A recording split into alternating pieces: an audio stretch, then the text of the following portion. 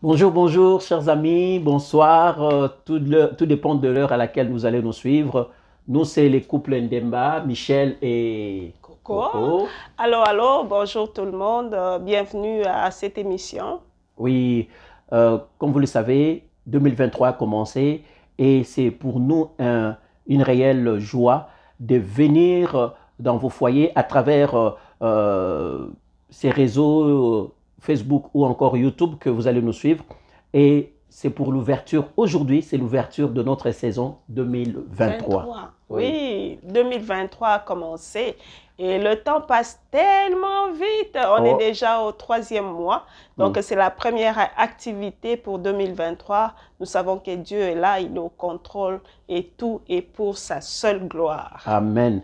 Et nous, ce soir, avec cette ouverture, nous commençons avec notre activité que nous intitulons Un couple en prière. Un couple à prière, aujourd'hui, comme ouverture de la saison 2023, sera un couple à prière un peu spécial. Parce que nous voulons, chers amis, au-delà de tout ce que nous pouvons dire, au-delà de tout ce que nous pouvons enseigner, au-delà de tout ce que nous pouvons bien dire sur le couple, le mariage, le foyer, la famille, mais il y a un point central, il y a un sujet central que nous ne devons pas oublier. Il y a un sujet auquel nous devons donner beaucoup d'importance et c'est ces sujets que nous allons parler aujourd'hui et nous allons prier aussi. Donc, chers amis, il est pour nous primordial de mettre l'accent sur Jésus-Christ. Vous savez, Jésus-Christ est le centre de tout. Jésus-Christ est le centre même de la parole. Il est le centre, parce que la Bible de la Genèse jusqu'à l'Apocalypse, c'est Jésus-Christ qui est l'élément central, qui est le personnage, qui est vraiment le point focus que nous devons mettre l'accent. Nous pouvons bien parler de l'argent, nous pouvons bien parler de la sexualité au sein d'un couple, nous pouvons parler de miracles, nous pouvons parler de prophétiques, nous pouvons parler de tout, des enfants, nous pouvons parler de l'honneur dans un mariage, nous pouvons parler de tout. Mais si nous ne parlons pas de Jésus, si nous ne mettons pas l'accent sur Jésus, chers amis, nous sommes à côté. Alors, nous allons ce soir, pour l'ouverture de notre saison, revenir un peu à la base, revenir à l'essentiel. L'essentiel, c'est Jésus. Jésus ou rien. Et parce que c'est en Jésus-Christ que tout se développe. C'est en Jésus-Christ que nous avons tout. Alors, ce soir, chers amis, là où vous êtes, si vous êtes seul, appelez votre conjoint, votre chéri, dis-lui que ça a commencé. Si vous avez des amis, envoyez un peu de messages, dites-leur que nous sommes en ligne pour la gloire de Dieu. Ce soir, nous allons glorifier Jésus-Christ. Amen, amen. Donc là, nous allons commencer un temps de prière. Nous allons adorer Dieu, notre Dieu de gloire. Nous allons élever nos voix pour adorer les dieux qui nous permet que nous puissions avoir ce moment. Amen. Un moment super important et c'est pour la gloire du Dieu puissant. Donc nous allons prier, adorer notre Seigneur. Alléluia. Merci Père. Gloire à toi Seigneur. Père de gloire, nous bénissons ton nom. Nous t'élèvons, toi Seigneur, qui es tu Dieu, es le qui maître est Dieu. de tout. Tu es assis et sur nous, le trône Seigneur, ton et peuple, tu règnes Seigneur, jamais. nous sommes Tu es le conscients, seul Dieu, il n'y Seigneur, en a que pas sans un toi, nous autre qui sommes est rien. comme toi. Sans toi, J'élève Seigneur, ton nous nom en ce sommes moment perdus. car tu es mon C'est pourquoi, roi. Seigneur, Je bénis ton nom, Seigneur, en car ces tu es le jours, Seigneur de d'ouverture Seigneurs. Il y en de a nos pas un qui est activités de comparable la à saison toi. 2023 Tu es pour le un seul foyer pour Dieu, Christ, celui qui nous voulons, règne Père de au-delà de gloire, toutes te donner choses. toute la place, Celui qui te est à sa donner toute la place, gloire, parce assis que sur toi le seul es trône, le Yahweh. maître. C'est toi le Père, souverain, tu es le Papa. Je maître de bénis tout. ton Tu nous nom, as toi le créés à Dieu ton qui est rempli image. de gloire Nous et de sommes, Seigneur puissance. Jésus, C'est lui mon qui Dieu, nous moi, le a fruit de ton créés. amour. C'est lui qui nous a Comment, appelés Seigneur, à pourrons-nous, Père l'existence. de C'est gloire, lui qui nous ne donne pas du temps, t'adorer, ne Seigneur, pas pour te célébrer, l'adorer. ne C'est pas, lui qui a Seigneur, permis te que nous mettre au sachions centre de qui toutes il est. choses? Il est le C'est Dieu pourquoi, qui est Éternel, le ce Dieu de soir, tout. Il est Seigneur, le Dieu, nous venons il est le Dieu au-dessus t'adorer. de Nous tout. venons te Il dire est le Dieu merci. qui prend Nous le venons, Seigneur, contrôle. exprimer, J'élève ton Seigneur, nom, des Seigneur. multiples actions Je de grâce magnifie pour ton ce nom, que tu as Seigneur fait Jéhovah. dans nos vies. 2023, une nouvelle 2023 année est selon les arrivé, calculs humains. 2022 Mais est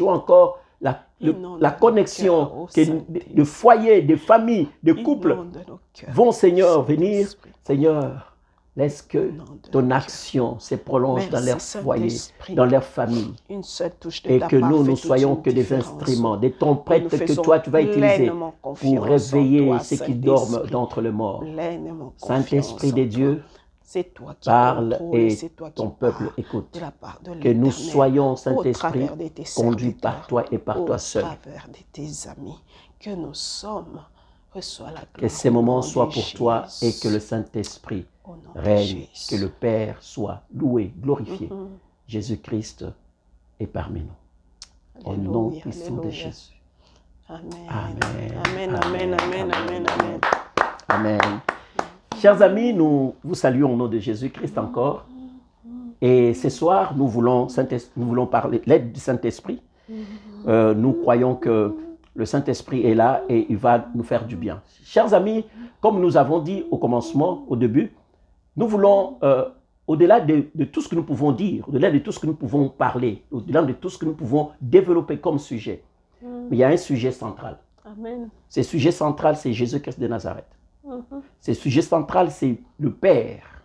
Ce sujet central, c'est le Père ou rien, le Saint-Esprit. C'est-à-dire que nous devons focuser notre être sur cette terre autour de ce que le Père veut, autour de Jésus-Christ, autour de Jésus-Christ.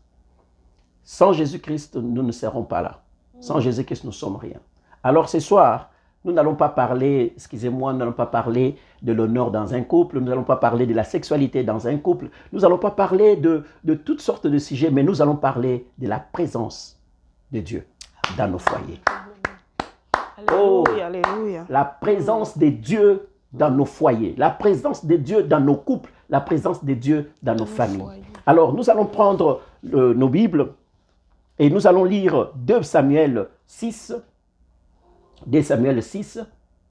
et nous allons commencer à partir du verset, nous pouvons commencer à partir même du verset 6 pour bien comprendre la chose, et jusqu'au verset 11. 2 Samuel 6, 6 à 11. Ça dit ceci: lorsqu'ils firent arriver à l'ère des Nacon, Uza tendit la main vers l'arche de Dieu et la saisit parce que le bœuf la faisait pencher. La colère de l'Éternel s'enflamma contre Uza et Dieu lui frappa sur place à cause de sa faute. Uza mourut là, près de l'arche de Dieu. David fut irrité de ce que l'Éternel avait frappé Uza d'un tel châtiment. Et ce lieu a été appelé jusqu'à ce jour Péret Uza. David eut peur de l'Éternel en ces jours-là. Et il dit: comment l'arche de l'Éternel entrerait-elle chez moi? C'est là où maintenant la base de notre sujet d'aujourd'hui. Verset 10, il dit ceci: il ne voulut pas retirer l'arche de l'Éternel chez lui, dans la cité de David. Et il a fait conduire dans la maison d'Obed-Édom de Gad. L'arche de l'Éternel resta 3 mois dans la maison d'Obed-Édom de Gad. Et l'Éternel bénit Obed-Édom et toute sa maison. Amen. Amen. L'arche de l'Éternel resta 3 mois dans la maison d'Obed-Édom de Gad, et l'Éternel bénit Obed-Édom et toute sa famille. Amen. Chers amis, Amen. c'est une histoire que nous connaissons. Cette histoire a commencé, le peuple d'Israël avait fauté contre l'Éternel, avait été infidèle contre l'Éternel. Les Philistins ont attaqué les Israélites. Ils ont battu les Israélites ont perdu l'arche de l'Éternel. L'arche de l'Éternel a été amenée par les Philistins. Arrivé là-bas, vous savez ce qui s'est passé. Dagon est tombé et brisé devant l'arche de l'Éternel. Mais ce n'est pas ça l'essentiel. Mais quelques années plus tard, ce n'est pas ça où vraiment nous voulons mettre l'emphase. Quelques années plus tard, David décide d'aller reprendre l'arche de l'Éternel. Il reprend l'arche de l'Éternel, il gagne la bataille. Et en route avec l'arche de l'Éternel qui auparavant devait normalement être porté par des hommes a été porté sur le char par deux bœufs. Et arrivé à un moment donné, l'arche penchée pour tomber, Uza est allé pour toucher, pour aider. Il avait de bonnes intentions. Mais Uza est frappé. Pourquoi? Parce qu'il a touché ce qui était une interdiction de la part de l'Éternel. Et Uza est mort. David eut peur. David prit l'arche et par peur, il amena cette arche dans la maison d'Obed-Édom, de Gad. Et l'arche resta 3 mois. Retenez, l'arche resta 3 mois. 3 mois, l'Éternel bénit Obed-Édom et toute sa famille. Chers amis, l'arche de Dieu représentait la présence de Dieu au milieu du peuple d'Israël.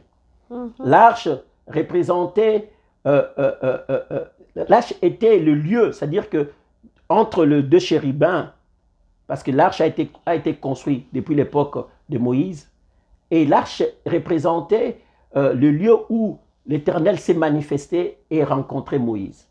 L'arche était la présence de Dieu qui marchait devant le peuple d'Israël partout où il allait. Souvenez-vous, quand ils ont voulu traverser le Jourdain, l'arche, quand ils ont passé avec l'arche, l'eau s'est fendue en deux. Et quand ils ont fait le tour de Jéricho, l'arche était toujours devant. C'est-à-dire que la présence de Dieu à travers l'arche conduisait le peuple partout. L'arche représentait aussi le traité de paix que l'Éternel Dieu avait signé, avait scellé avec son peuple. Tout ça représentait l'arche.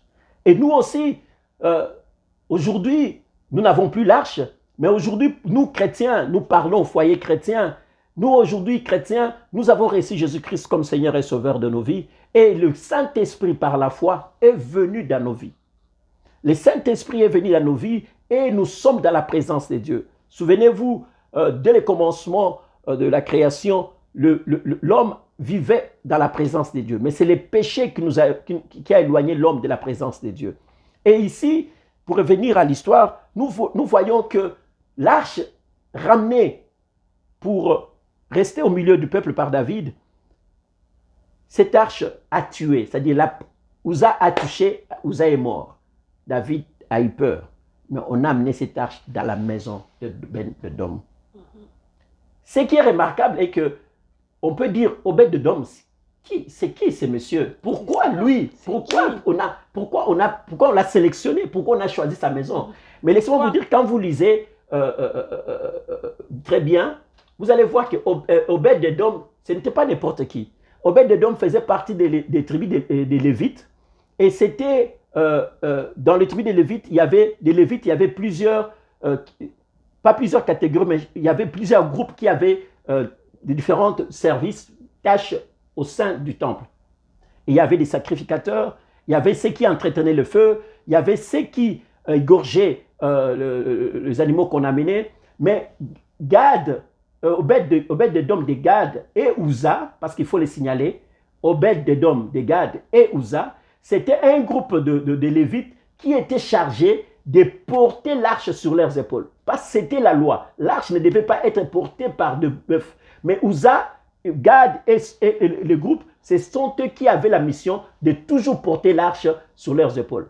Alors, quand cela ça arrive, et Obed-Édom est là présent, et David n'avait pas de choix de prendre que l'arche, de donner à celui qui avait la charge de le porter sur les épaules. C'est-à-dire, on pourrait dire que cet homme-là, Obed-Édom, avait déjà une relation particulière avec Dieu dans son service. C'était un monsieur qui était déjà consacré à Dieu pour un service bien déterminé. Aujourd'hui, nous aussi, nous avons reçu Jésus comme Seigneur et Sauveur. Et d'ailleurs, la Bible dit que nous sommes aujourd'hui, nous, un peuple choisi, nous sommes des prêtres royaux, seigneurs royaux, qui sont au service du sacerdoce de l'Éternel. Donc, nous aussi, nous sommes de nouveaux Obed-Édom parce que nous portons en nous la présence de Dieu et nous avons une mission. Amen. L'arche a été conduit dans la maison d'Obed-Édom. Amen. 3 mois simplement. Et vous allez voir que plus tard, les gens vont aller chercher David pour dire, David, tu as laissé l'arche dans la maison d'Obed-Édom, mais voilà que l'Éternel a béni Obed-Édom et toute sa famille. Amen. Chers amis, la présence de Dieu dans la maison, de Obed-Edom qui était symbolisée par l'arche, cette présence de Dieu a produit, cette présence de Dieu a été manifeste, a fait des grandes choses dans sa maison. Chers amis, laissez-moi vous dire que quand nous portons la présence de Dieu en nous, dans nos familles, dans nos maisons, il y a toujours quelque chose qui se passe. Amen. Ce soir, nous voulons nous voulons nous rappeler, nous voulons nous tous nous dire que il serait important, capital, dans nos foyers, dans nos couples, dans nos maisons, d'entretenir la présence de Dieu. Amen. La présence de Dieu est très importante et bénéfique pour nous. Amen. Chers amis, nous pouvons, c'est pourquoi je disais, nous pouvons parler de tout pour le mariage. Parce qu'aujourd'hui, très facilement, nous pouvons tomber dans des pièges de l'ennemi. À ce qui concerne toutes sortes de sujets. La bénédiction, qui concerne le mariage, le fiançailles, la sexualité. Parce qu'on en parle. Mais le message clé central est que Jésus revient bientôt. Est-ce que nous avons gardé la présence de Dieu en nous, d'abord, en tant que personne, dans nos foyers, dans nos couples, dans nos maisons? Est-ce que nous entretenons la présence de Dieu dans nos foyers?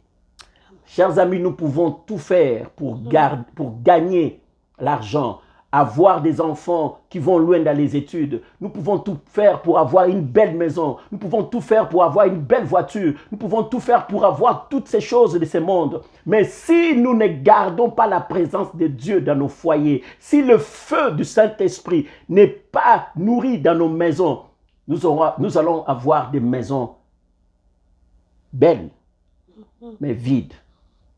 Chers amis, il est capital que nous de nourrir la présence de Dieu dans nos maisons. Alléluia. La présence de Dieu dans nos maisons a des avantages. La présence de Dieu dans nos maisons nous fait du bien. Regardez Obed-Edom, il a été béni, lui et sa famille. Vous savez, quand vous allez plus loin, dans toujours Isaïe, de Samuel, vous allez voir que Obed-Edom, toute sa famille, a été marquée par cette présence de Dieu, au point même que ils ont été choisis, c'est-à-dire les descendants d'Obed-Edom, ils ont été choisis pour travailler toujours dans le temple de Dieu. Et ils ont été choisis pour être des portiers, des gardes de porte du temple de l'Éternel. C'est-à-dire que cette bénédiction ne s'est pas arrêtée, c'est une bénédiction qui était générationnelle. Oui, de génération en génération. Alléluia. Chers amis, chers couples, chères familles, chers responsables de famille, laissez-moi vous dire, on peut tout faire pour gagner ce qui est bien dans ce monde. Mais si nous manquons Jésus, si la présence de Dieu n'est pas manifeste dans nos vies, n'est pas manifeste dans nos foyers, nous avons passé à côté. Si nos enfants ne sont pas dans la présence de Dieu, nous allons tout faire, mais nous sommes exposés.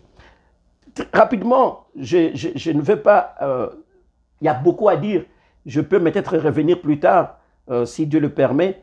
Mais nous voulons quand même parler de quelques avantages de la présence de Dieu dans un couple. Les avantages de la présence de Dieu dans une famille. Les avantages de la présence de Dieu dans une famille. Chers amis, Obed-Edom a été béni. Mais il a été béni au-delà. Et nous, aujourd'hui, vous qui nous suivez, et nous devons nourrir, nous devons entretenir la présence de Dieu. La présence de Dieu dans nos familles, dans nos couples, a un avantage d'être une puissance d'accomplissement. Une puissance d'accomplissement de quoi? C'est-à-dire que la présence de Dieu dans notre famille, dans notre couple, nous confère la capacité, le pouvoir d'accomplir ce qui concerne ou ce qui est le but principal du mariage.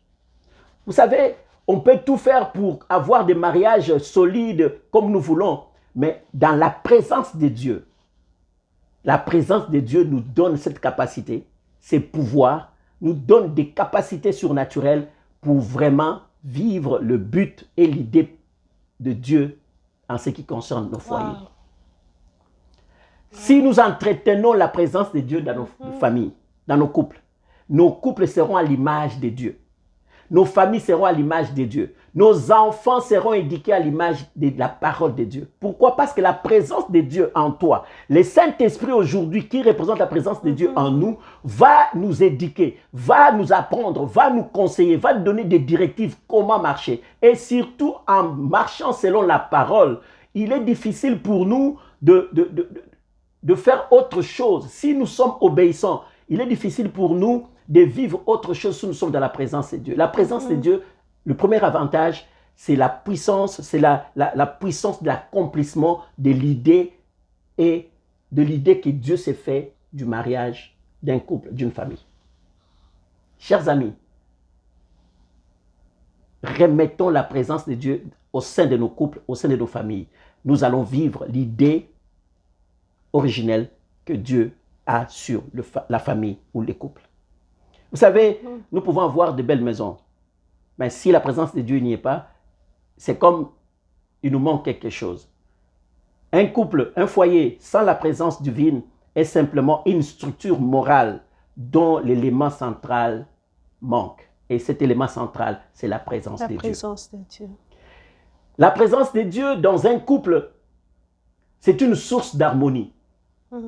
C'est une source d'harmonie.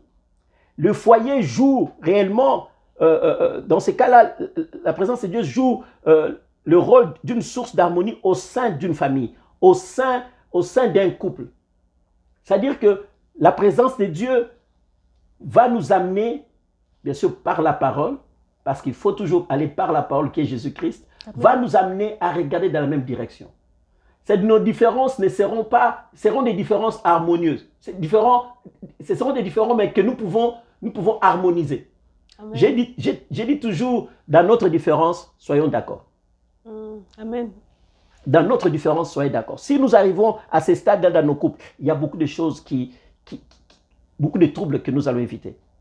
Le Saint-Esprit nous amène dans une forme d'harmonie, même si nous avons des différences, même si nous voyons des choses différemment, mais ça sera toujours d'une façon harmonieuse. Amen. Tu aimes le foufou? Moi, j'aime le riz. Au point où nous sommes là, nous nous mettons d'accord. Quand tu prépareras ton foufou, tu feras mon riz. Et je résume ça simplement, mais c'est plus que ça. Vous savez, cela ne dit pas que parce que vous êtes dans la présence de Dieu dans votre famille et que vous êtes exempt de problèmes. Non. Les troubles peuvent venir, mais ces troubles-là seront résolus d'une façon par amour, avec harmonie, avec paix. Ce ne sont pas des troubles qui vont faire éclater la famille. Pourquoi? Parce que nous savons à qui nous avons donné nos vies, à qui nous répondons. Et Jésus en nous, nous conseille, le Saint-Esprit en nous, nous donne des directives comment, devant des troubles, devant des différences, comment régler les choses. C'est comme une famille chrétienne, une fille tombe enceinte. C'est un trouble dans la famille. Mais devant telle situation, il y a des familles où la présence de Dieu règne tellement que c'est un problème qui les dérange. Ils ont mal, certes, mais ils s'assoient dans la paix du Saint-Esprit, dans l'harmonie, ils règlent cette histoire. Et des fois même, vous êtes étonné de voir que dans cette famille, la fille est tombée enceinte, mais les parents n'en font pas vraiment un problème grave. C'est-à-dire que c'est pas que ça ne les touche pas, mais ils ont une façon conduite par l'esprit qu'ils corrigent cela facilement. Et les choses passent. Source d'harmonie. Source d'harmonie. Chers amis, nous devons entretenir la présence de Dieu, la présence de Saint-Esprit, de l'Éternel dans nos foyers. La présence de Dieu dans nos couples, dans nos familles, est une source de prospérité. On nous dit dans 2 Samuel que l'Éternel a béni la maison d'Obed-Édom et toute sa famille. Obed-Édom, qui était lévite, c'est sûr qu'Obed-Édom, on l'a béni dans la santé, on l'a béni financièrement, on l'a béni socialement. Dans sa maison, il n'y avait pas de malades, ses enfants allaient toujours de l'avant.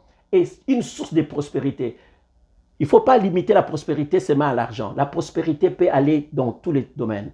La santé, une santé prospère. On dit même que les descendants d'Édom étaient des hommes vigueurs qui gardaient le porte du temple. C'est-à-dire Dieu les a bénis même dans la santé. Vous savez, nous parcourons, aujourd'hui nous sommes dans une crise sans précédent, socio-économique, financière, si vous voulez dire. Mais si vous gardez la présence de Dieu dans votre famille, la crise financière, la crise sociale, la crise économique qui sévit dans ce monde, vous ne serez pas touchés. Parce que Dieu s'assurera lui-même de prendre soin de vos finances, de prendre soin de tout ce que vous avez. L'avantage d'avoir Christ. Christ va bénir votre travail. Christ sera votre source de prospérité à tous égards. Amen. Vous savez, dans Josué 1:8, il nous est dit ceci, que ce livre de la loi ne s'éloigne point de ta bouche. Médite-le jour et nuit. Agis avec fidélité, conformément à ce qui est écrit. Car alors, tu auras du succès dans tes entreprises. Alors, tu réussiras. La réussite, la vraie réussite, c'est avoir Christ dans nos maisons, avoir Christ dans nos enfants, avoir Christ dans nos foyers, avoir Christ partout, le Saint-Esprit. Le feu ne doit pas s'éteindre. Et pour finir, l'avantage d'avoir la présence de Dieu dans nos foyers, dans nos maisons, cette présence représente un héritage qui est laissé aux générations futures. Si vous gardez la présence de Dieu dans votre maison, vos enfants seront impactés par la présence de Dieu dans votre maison. Tellement impactés qu'ils vont faire la même chose dans leur famille. Qu'ils vont adopter ces dieux-là comme leur Dieu. Souvenez-vous, dans Exode 3:6, Dieu dit ceci, « Je suis le Dieu de tes ancêtres, le Dieu d'Abraham, le Dieu d'Isaac, le Dieu de Jacob. » Ici, on voit 3 générations qui ont le même Dieu. C'est-à-dire qu'Abraham s'est assuré que son Dieu soit un héritage pour Isaac. Isaac s'est assuré que son Dieu soit un héritage pour Jacob, ainsi de suite. C'est-à-dire la présence de Dieu dans notre maison doit être un héritage absolu que nous devons laisser à nos enfants. Nous pouvons laisser des voitures, des maisons, mais si nous ne laissons pas Dieu dans nos enfants, nous aurons raté tout. Chers amis, ne nous trompons pas. Pour dire que nous disons souvent le salut est individuel. C'est ça, on dit ça souvent, hein, le salut individuel. Mais en tant que parents, en tant que couple, en tant que famille, nous devons nous assurer que notre famille, chaque membre de notre famille a été exposé à Christ, a été exposé à la présence de Dieu. Et quand il est exposé, il sera impacté. Expose ton enfant. Ne l'oblige pas à suivre, mais expose-le. Et tu vas voir ce qui se passe. D'ailleurs, dans Proverbe 22:6, il est dit, « Instruis l'enfant selon la voie qu'il doit suivre, et quand il sera vieux, il ne s'en détournera pas. » Cet enfant-là dont on parle, c'est un enfant qui a été exposé par ses parents à la présence de Dieu. Chers amis, exposons nos enfants. Pour finir, il y a un pasteur anglais qui a dit ceci. Dans la direction de leur maison et dans l'esprit de leur vie, des parents pieux fondent ceux qui seront peuplés à animer de futures familles. Je vais le répéter. Dans la direction de leur maison et dans l'esprit de leur vie, des parents pieux fondent, met en place la forme, met en place des structures, met en place le forme qui seront peuplées et animées par de futures familles. Nous devons travailler à mettre en place un modèle, à mettre en place une structure de famille qui permettra aux futurs, aux descendants qui arriveront, de peupler et de marcher tout en ayant comme Jéhovah, Elohim comme Alléluia. Seigneur et Sauveur. Alléluia. Alléluia. Chers amis, Mhm. réallumons le feu. Remettons Christ, remettons la présence de Dieu au centre de nos familles, au-delà de tout. Et Christ sera glorifié. Et vous vivrez et vous mangerez le bénéfice de la présence de Dieu dans votre famille. Que Dieu vous bénisse. Amen, amen, amen, amen. Que Dieu vous bénisse. Gloire à Dieu. Oui. Là, maintenant, nous allons prier. Comme nous avons dit, c'est notre journée d'ouverture. Nous n'allons pas prendre beaucoup de temps. Tu es en train de nous suivre. Sûrement, tu es en train de faire une analyse. Est-ce que Dieu, est-ce que sa présence est au milieu de vous? Est-ce que tu peux toi-même, là où tu es, d'une façon individuelle, te sonder et dire que j'entretiens la présence de Dieu? Laissez-moi vous dire, ne nous trompons pas, notre conscience nous parle plus. Si nous marchons dans la vérité, dans la crainte de l'Éternel, la présence de Dieu restera au milieu de nous. Marcher dans la crainte et selon la parole de Dieu nous permet de rester dans la présence de Dieu. Le Saint-Esprit, quand on l'attriste, à un moment donné, le Saint-Esprit le feu va s'éteindre. Chers amis, il est important de veiller sur notre marche avec Dieu, afin que la présence de Dieu reste au milieu de nous. Le peuple d'Israël avait l'arche qui symbolisait la présence de Dieu, mais parce qu'ils avaient fauté, parce qu'ils étaient infidèles à Dieu, pendant la guerre, ils ont amené l'arche, mais ils ont perdu la guerre, et l'arche a été prise par les Philistins. C'est-à-dire que les coffres ne suffisaient pas d'avoir ces coffres-là de l'Alliance au milieu d'eux pour gagner, mais il était important d'être fidèle à Dieu. Nous ne pouvons pas dire que nous sommes chrétiens et cela suffit. Non, nous devons nourrir la présence de Dieu constamment dans nos vies, dans notre couple, dans notre foyer, dans notre famille. Amen. Pour assurer un lendemain meilleur. Alors, là où tu es, ma soeur, mon frère, quel est l'état de la présence de Dieu dans ta maison? La présence de Dieu, c'est comme le thermomètre que vous prenez, quelqu'un qui fait de la fièvre, vous mettez sous les selles, et quand vous sortez, c'est 49 degrés, c'est-à-dire que la chaleur, ce qui dégage 49 degrés, vous pouvez dire, oh, il fait de la fièvre. Est-ce que tu peux prendre le thermomètre pour mesurer la température de la présence de Dieu de ta vie et voir à quel degré tu es? Est-ce que tu es à 20, à 0, tu es à 2, moins 4, tu es à moins 10 comme ici quand il fait froid? Il est important, chers amis, aujourd'hui, Dieu nous parle, Dieu nous dit, revenez, remettez la présence de Dieu au milieu de vos familles. Nous pouvons parler de tout, mais sans la présence de Dieu dans nos familles, il nous manque quelque chose. Nous pouvons avoir de belles maisons, mais sans la présence de Dieu, il nous manque quelque chose. Et la pièce maîtresse, c'est la présence divine de Dieu. Aujourd'hui, c'est par le Saint-Esprit, par la foi, que nous avons la présence de Dieu, que nous pouvons témoigner. La Bible dit que le Saint-Esprit à nous témoigne que nous sommes des fils.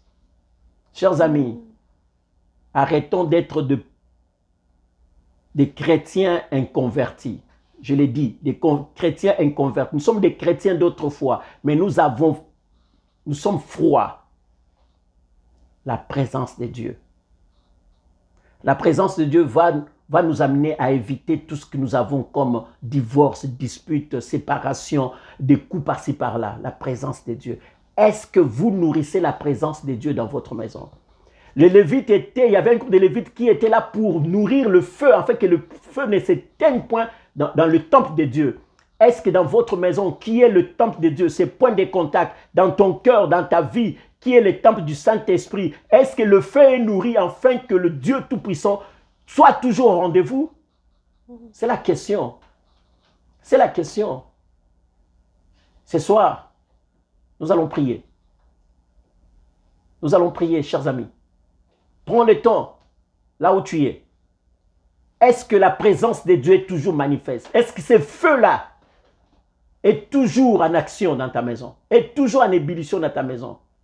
Ce feu-là est toujours là. Nous allons prier Dieu.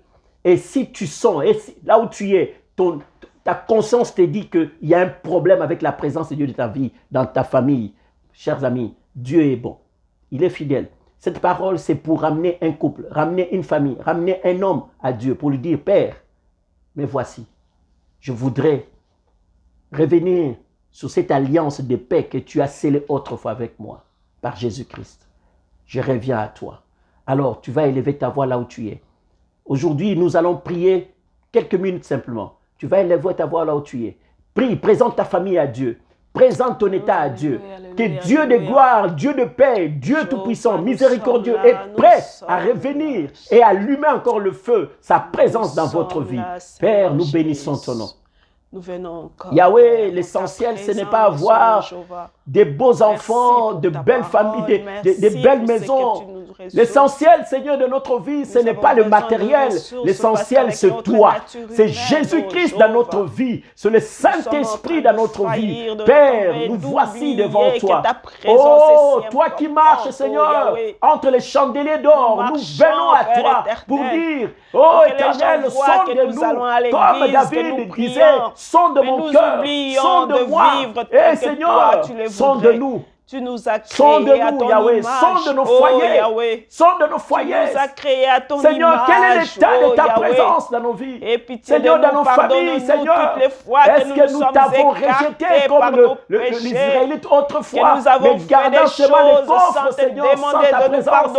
Non, Père, nous ne voulons pas garder ces coffres, Seigneur. Nous ne voulons pas, Seigneur, garder ces titres chrétiens sans ta présence dans nos vies. Seigneur, nous voulons, Seigneur, être de véritables chrétiens qui marchent selon la parole, qui craignent, Seigneur, l'Éternel et qui, Seigneur, appliquent sa parole au quotidien. Oh, dans nos familles éternelles, si nous t'avons, Seigneur, laissé dans un coin, Père, reprends la place. Dans nos familles, dans nos couples, si nous t'avons laissé dans un coin, Seigneur, reprends la place qui te revient. Que le trône de notre Dieu soit au milieu de ma famille. Que le trône soit au milieu de ma vie. Que le trône soit au milieu, Seigneur, de mon couple. Père, je ne veux pas avancer sans toi. Oh, les Israélites ont dit, si tu ne viens pas avec nous, nous ne bougerons pas d'ici. Nous aussi, Éternel, nous voulons dire ce soir, nous voulons dire ce soir, Yahweh de gloire, nous voulons dire ce soir, Père éternel, si tu n'es pas avec ma famille, Seigneur, nous ne bougerons pas. Seigneur, nous voulons que tu sois, oh, comme Seigneur l'arche, Seigneur, que tu guides ma famille vers notre destinée. Seigneur, que ta présence, le Saint-Esprit, soit dans ma famille pour guider ma famille faire la destinée, mes enfants faire leur destinée, que Seigneur, oh l'alliance que j'ai avec toi, que nous puissions prioriser l'héritage que je dois laisser à mes enfants, oh Dieu c'est toi qui es la source de toutes choses, Dieu d'Isaac, Dieu de Jacob, de toute bénédiction, je voudrais, Seigneur, je voudrais dire, Seigneur, à la fin de mes jours, présence dans la maison d'Abel, oh Dieu de Michel, oh Jéhovah, tu as agi dans toute et que mes enfants disent, le Dieu de Michel, notre Dieu, bénis, parce que je leur ai laissé l'héritage suprême, c'est Jésus-Christ. Comme cela. Oh, Père, ce n'est pas avec notre force, Père, que le Saint-Esprit si nous t'avons laissé de côté. Reprends ton trône au milieu de nous. Reprends ton trône dans nos familles. Reprends ton trône dans nos vies. Reprends ton trône, Seigneur, dans nos couples. Reprends ton trône, Seigneur. Le Dieu rempli de gloire et de puissance qui est notre Père. Que nous le plus important des sujets que nous pouvons développer, c'est toi. Et 2023, nous voulons commencer, Seigneur, que nous comprenions et en nous remettant, la Seigneur, parole, oh Jéhovah. le chandelier, Seigneur, de feu